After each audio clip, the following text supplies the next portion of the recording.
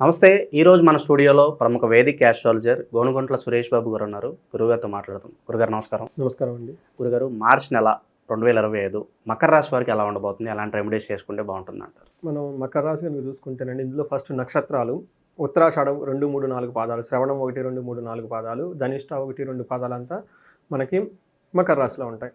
ఇందులో వీళ్ళకి ప్లానెట్ కనుక సంచలనం కనుక స్థితి కనుక మనం చూసుకుంటే మూడో ఇంట్లో 4 గ్రహాలు ఉన్నాయి. అందులోనూ రాహు, సూర్యుడు, కుజుడు, బుధుడు కూడాను బుధుడు, శుక్రుడు కూడా ఇందులోనే ఉన్నారండి. వీళ్ళకి మకర రాశి వాళ్ళకి 6వ ఇంట్లో కుజుడు కూడా మంచి యోగ్యతను ఇచ్చే పొజిషన్లో ఉన్నారంటే ఎక్కువ ప్లానెట్స్ వీళ్ళకి సపోర్టింగ్ ఇచ్చే స్టేజ్లో ఉన్నారండి.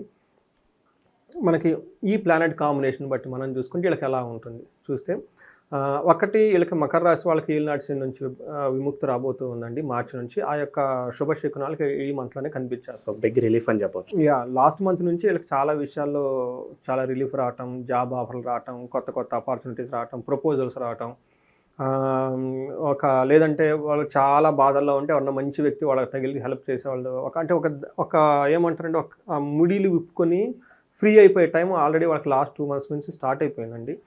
ఇంకా వచ్చే మంత్స్లో ఇంకా చాలా బాగుంటుంది. శని వీళ్ళంతా సపోర్ట్ ఇస్తూ ఉంటారు. వచ్చే ఒక 2 months వరకు చాలా బాగుంటుంది. వీళ్ళకి కూడా మంచి మంచి ఆపర్చునిటీస్ వచ్చే అవకాశం ఎక్కువగా ఉంది. ఈ టైంలో వీళ్ళు కొంచెం అలర్ట్గా ఉండడం చాలా అవసరం. ఎందుకంటే కొత్తగా రెక్కలు వచ్చిన పక్షి పోయినట్లు జాగ్రత్తగా ఉండాలి. డెసిషన్స్ తీసుకునేటప్పుడు ఇప్పటిదాకా ఎలా మణిగి విధేయంగా అన్నారు అదే పర్సనాలిటీ మెయింటైన్ చేయడం చాలా ఇంపార్టెంట్. ఎందుకంటే మనుషులు తప్పు చేసేది కష్టాల్లో ఉన్నప్పుడు కాదండి. ఓకే, గుడ్ టైంలో ఉన్నప్పుడు అంతా మనదే, అన్ని రోజులు మనమే అనుకుంటారు. సో మిస్టేక్స్ చేస్తూ ఉంటారు అండి అంతా. అందుకని గుడ్ టైంలో కూడా వీళ్ళకి అదే స్పిరిచువల్ ఆధ్యాత్మిక కంటిన్యూ చేయాలి. ఓకే, చేస్తూ ఉంటే మనం ఈ గుడ్ టైం జాగ్రత్త. ఎందుకంటే ఇప్పుడు సోల్ మెచ్యూరిటీ వచ్చి ఉంటుంది వాళ్ళకి. ఇప్పుడు పడిన దెబ్బలకి ఒక సాలిడ్గా ఇక ముందు మనకి లైఫ్ బాగుండాలి. వచ్చిన ప్రతి రూపాన్ని మళ్ళీ జాగ్రత్తగా ఖర్చు పెట్టుకోవాలి. కలిసిన ప్రతి మనిషితో జాగ్రత్తగా మాట్లాడి మంచి రిలేషన్షిప్ మెయింటైన్ చేసుకోవాలి. ప్రతి నిమిషాన్ని ఒక ఆధ్యాత్మికంగా పవిత్రంగా గడిపితే వీళ్ళకి లైఫ్లో ఇంకా తిరిగి ఉండదండి. ఎందుకంటే చాలా సమస్యలు అనుభవించి వచ్చి ఉంటారు కదండి. ఆ యొక్క వాళ్ళకి లైఫ్ లెసన్స్ లాగా పెట్టుకోవాలి. అయితే ఈ మంత్లకి శుభశకునాలు చాలా ఎక్కువ ఉంటాయి. అవి ఏంటో చూద్దాం. ఫస్ట్ వీళ్ళకి సూర్యుడు వచ్చేటప్పటికి సంపదలు తీసుకొని వచ్చేస్తూ ఉండే అవకాశం ఎక్కువగా ఉంటుంది. తర్వాత వీళ్ళకి అనుకున్న పనిలో సక్సెస్ కావటం, ఫెయిల్యూర్ అయితే అవరు, సక్సెస్ ఆర్ లేట్ అయ్యే అవకాశం ఎక్కువగా ఉంటుంది. సంపదలు వచ్చే అవకాశం ఎక్కువగా ఉంటుంది. ఒక రకంగా చూసుకుంటే ఒక ముక్కలో చెప్పాలంటే విభూతి అంటే ప్రాస్పరిటీ, ఇంగ్లీష్లో ప్రాస్పరిటీ ఉండే అవకాశం చాలా ఎక్కువగా ఉంటుంది. సూర్యుడు వీళ్ళకి 3వ ఇంట్లో ఉండి ఒక మంచి ప్లేస్లో ఉన్నారు. తర్వాత 3వ ఇంట్లో రాహు కూడా ఉన్నారు. వేరే గ్రహాలు కూడాను వీళ్ళకి చాలా అనుకూలంగా ఉండే అవకాశం చాలా ఎక్కువగా ఉంది. ప్లస్ 6వ ఇంట్లో వీళ్ళకి కుజుడు ఉండటం కూడా చాలా స్ట్రెంత్ వస్తుందండి. వీళ్ళకి పెద్ద పెద్ద ప్లాన్లు పెట్టుకోవటం, తర్వాత ఎదుటి వాళ్ళకి చక్కగా గైడెన్స్ ఇవ్వటం, పనులన్నీ చేస్తూ ఉంటారనమాట.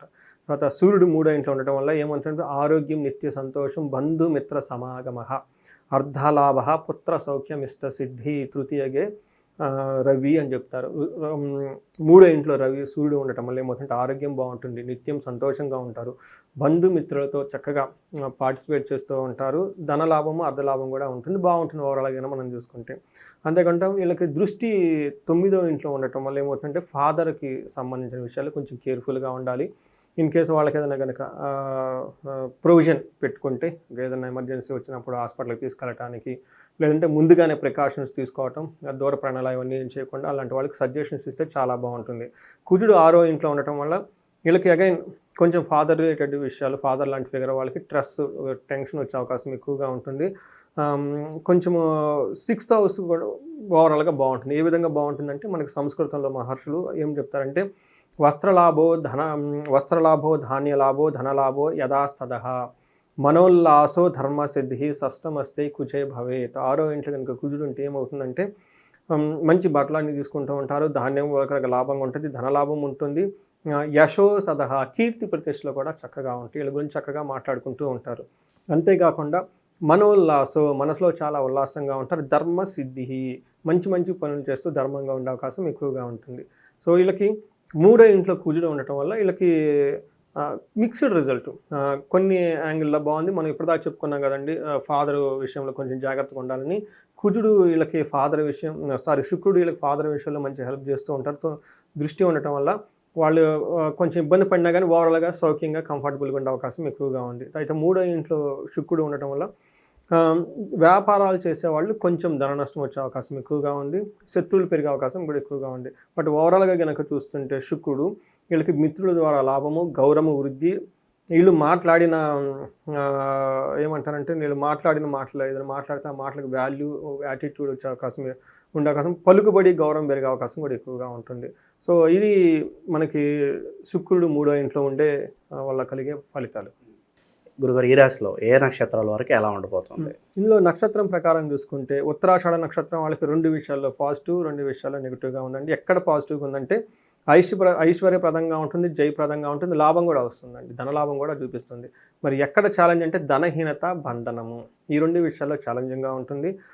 బంధనము అంటే ఏదో ఒక కన్ఫ్యూజన్కి గురయ్యే సిచ్యువేషన్కి ఎక్కువగా ఉంటుంది. ఇటు వెళ్తే బాగుంటుంది ముందు అని వీళ్ళకి ఒక దారి కనపడకుండా ఎవరో కట్టేసినట్లు ఆ స్టేట్ ఆఫ్ మైండ్లో ఉంటారు. ఇది జ్యోతిష శాస్త్రం ఇప్పుడు వీళ్ళకి చాలా హెల్ప్ అవుతుందండి. ఈ ఉత్తరాషాఢ నక్షత్రం వాళ్ళకి.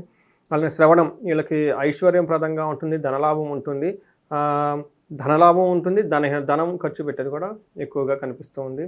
తర్వాత ధనిష్ట నక్షత్రం వాళ్ళకి ఐశ్వర్యప్రదంగా ఉంటుంది, తర్వాత ధనలాభం ఎక్కువగా చూపిస్తుంది, విశేష ధనలాభం కూడా చూపిస్తుంది, ప్లస్ ధనహీనత కూడా చూపిస్తుంది అండి. ఒక రకంగా మల్టీ సోర్స్లో ఇన్కమ్ వస్తే ధనం కూడా ఖర్చు అవకాశం కూడా ఎక్కువగా ఉంది. ఓవరాల్గా కనుక చూసుకుంటే ధనిష్ట నక్షత్రం వాళ్ళకి కూడా చాలా బాగుందని మనం తెలుసుకోవచ్చు. వీళ్ళకి అన్ఎక్స్పెక్టెడ్గా శ్రవణం నక్షత్రం వాళ్ళకి ఏం చెప్తారంటే స్త్రీ నాశనం అంటే వీళ్ళకి పాపం బంధువులు ఎవరన్నా కనుక లేడీస్ తెలిసిన వాళ్ళు ఉంటే ఇంట్లో కానీ బయట కానీ వాళ్ళకి హెల్త్ బాగాలేకపోవటము, వాళ్ళది ఏదో ప్రాబ్లం వచ్చి వాళ్ళ ద్వారా వీళ్ళకి ప్రాబ్లం, అంతేగా మనకు తెలిసిన వాళ్ళు బాగలేదు మనం పడుతుంది, ఇది ఉండే అవకాశం ఎక్కువగా ఉంటుంది. శ్రవణ నక్షత్రం వాళ్ళకి కొంచెం మైల్డ్ ఫీవర్స్ కానివ్వండి, గ్యాస్ట్రైటిస్ వచ్చే ప్రాబ్లం కూడా చాలా ఎక్కువగా ఉంటుందండి. గురుగారు ఇంకా మెరుగైన ఫలితాలు పొందడానికి ఈ రాశి వారికి మంచి రెమెడీస్ ఏదైనా ఉంటే తెలియజేయండి. వీళ్ళకి రెమెడీస్ వచ్చేటప్పటికి కుజుని వల్ల ధనహీనత వచ్చే అవకాశం ఎక్కువగా ఉందండి. వీళ్ళు కుబేర పాశుపతం హోమం చేయించుకుంటే ఒక 2 days ప్రోగ్రామ్ అండి. ఓకే, ఎవరైనా కనుక ఫస్ట్ డే కుబేర పాశుపతం పెట్టుకొని రెండో రోజు మనకి శ్రీ సూక్తం సంపుటీకరణతోటి మహాలక్ష్మి మూల మంత్రంతో విశేష హోమం కనుక ఈ 2 రోజులు కనుక చేసుకుంటే వీళ్ళకి ధన ప్రవాహం పెరుగుతుంది, రావాల్సిన ధనం వస్తుంది, ధనం వచ్చే అవకాశాలు పెరుగుతుంది, ధనం వచ్చిన ధనం మన ఇంట్లో నిల్వ ఉంటుందండి. సో ఇది ఈ అవకాశాన్ని అందరూ ఉపయోగించుకోవాలి. మన మహర్షులు, వేదాలు ఇవన్నీ ఉన్నాయి కాబట్టి అండి, పుట్టిన వాళ్ళు ప్రతి ఒక్కరు ఆనందంగా ఉండాలనే ఉద్దేశంతో ఇవన్నీ ఇచ్చారండి. కొంతమందికి తెలియదు, ఓకే, కొంతమంది తెలుసు కానీ పని చేస్తుంది అది డౌట్. వాళ్ళు నిజంగా యూజ్ ఉంటుందా అని చెప్పి సందేహాలు ఉంటాయి. అవునండి, ఎందుకంటే వాళ్ళ కర్మ అలా ఉంటుంది, మనకి చేయలేదు కాబట్టి ఇవన్నీ చేసుకుంటే చాలా సక్సెస్ ఉంటుంది. ఎవరైనా కనుక సక్సెస్ఫుల్గా అంతా బాగుంటే ఓకే. మరి శత్రువాదం విపరీతంగా ఉందండి, ముందుకెళ్ళని ఇవ్వట్లేదు అనుకుంటే వీళ్ళకి మనకి ఏంటంటే గణపతి హోమం చేయించుకున్నా, గణపతిని ప్రార్థించిన ఇవన్నీ పోతాయి. అంతేకాకుండా వీళ్ళకి మన్యు పాశుపత అభిషేకం కానీ హోమం కానీ చేయించుకుంటే వీళ్ళకి కనబడకుండా శత్రువులు ఉన్న ప్రాబ్లమ్స్ ఏమైనా ఉన్నా కానీ అవన్నీ తొలగిపోయేసి ఆంజనేయ స్వామికి శీఘ్రంగా విజయాన్ని శత్రువుల బాధని తొలగించే అవకాశం ఎక్కువగా ఉంటుందండి. సో మార్చి నెలలో ఓవరాల్గా మకర రాశి వారికి ఎలాంటి ఫలితాలు ఉంటాయి, ఎలాంటి రెమెడీస్ చేసుకోవాలి, మీ మాటలో చాలా చక్కగా వివరించారు గురుగారు. ధన్యవాదాలు. నమస్కారం.